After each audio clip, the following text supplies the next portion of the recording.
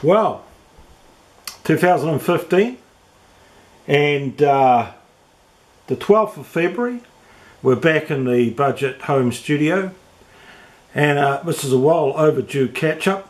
One of the things I've been thinking about lately is how some people like to make predictions, and we had the notorious Major Ed Dames with his remote viewing telling us it was all going to come to an end in 2014, and he just couldn't see past it.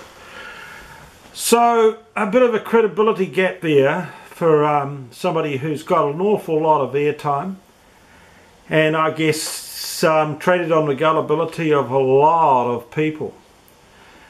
Next thing that I'm wondering about is the fact that Vladimir Putin has threatened to out the US over the issues of 9/11. So, I mean, for some time, and I'm not by myself, there's a huge company of architects and engineers in the US, and I dare say around the world, who have issues about 9/11. So Mr. Putin, if you've got material that's of interest to the world, it would be very good if you could come forward with this, and we can have some transparency. So I don't doubt for a moment that you know things that you have kept within the circle of Russian political sensitivity and in the intelligence services of Russia, the KGB, I guess is what we're talking about. Yeah, I'm not sure about the Soviet Union, whether it's actually re-emerging.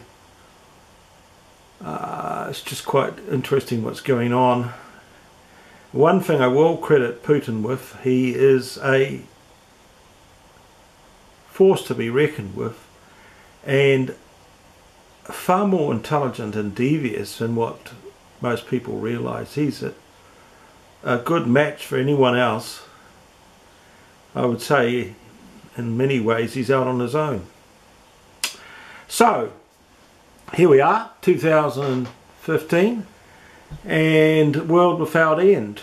I dare say at some stage the possibility of a world ending cannot be ignored, but in the meantime we continue with our tasks. And it's an interesting question, like, you know, we're born and then what really are we meant to be doing? And I came to a conclusion some time ago that our task is to do the very best we can in terms of helping to substantially restore what appears to me to be a broken world. There's a lot of difficulties that we face, and yet we still have a sense of how things ought to be, which is interesting in itself. Where does this come from? This whole thing of feeling let down by much that takes place around us. Yeah, it ought not to be this way, and I think most people have experienced this kind of thinking. Yeah, some might want to frame it in terms of an emotional insight, I guess, but no, I think it's actually, you know, part of the cultural backdrop. We have these expectations, somehow they've ended up deeply implanted into us. I guess most of that comes from, I think, the Judeo-Christian culture that has been around for a long time, and although we've departed from it substantially, I think it still has a major impact on how a society and culture works. You'd be very foolish to think that you could disconnect yourself from all those thousands of years of influence. I mean, well, let's talk about the Judeo-Christian culture starting way back, say, I don't know, maybe 5,500 years, 5,000 years of influence working through the Jewish and then Jewish-Christian aspects of our culture that we enjoy. yeah, a global culture, of course, now. But I think in the past it's had an extensive spread, far more than what many people are prepared to admit. So I haven't been doing a heck of a lot, apart from my hobby, taking pictures of New Zealand's native birds. I have certainly got a pretty regular clientele of visitors here at the feeding station I've set up. I call it my bird cafe, and spending a bit of time listening to Charlie Munger, Warren Buffett's partner.